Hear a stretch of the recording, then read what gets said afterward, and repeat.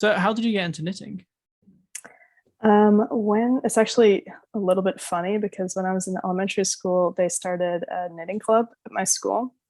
And I remember at first I wasn't really interested in it, but then the way they advertised it was you could potentially make money by selling your knit things.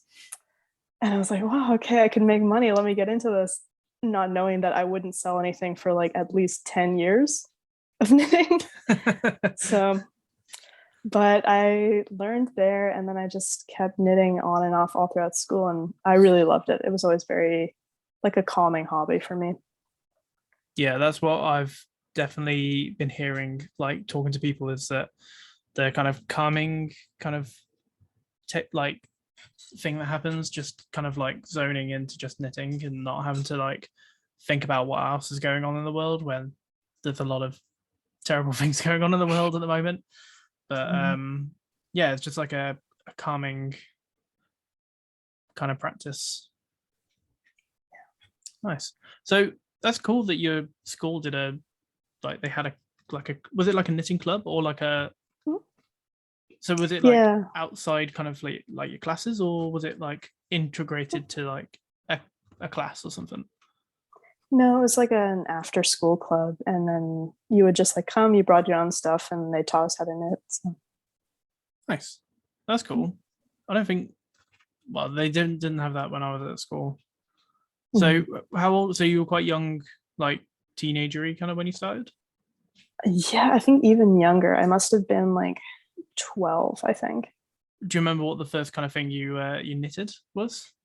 Like what were you learning to knit in the class? I think they started us off with scarves, which I think is a Hmm. good.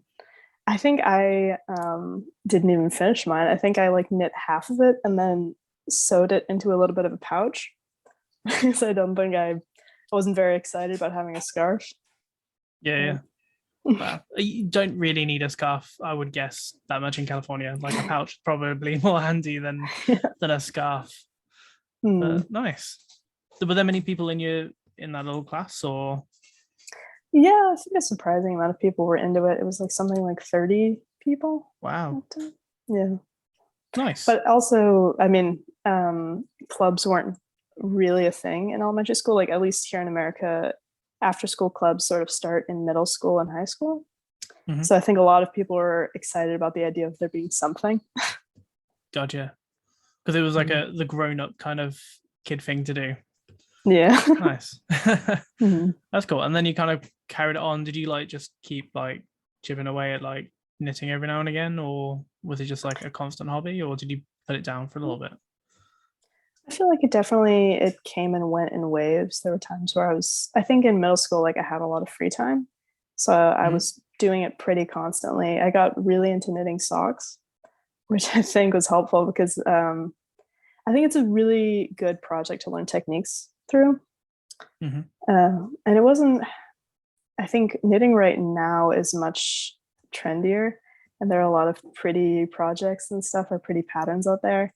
When I was first starting, I didn't really know any other knitters, especially like not my age. I would like go online to Ravelry and stuff, and all the knitters were, adults or a little bit older.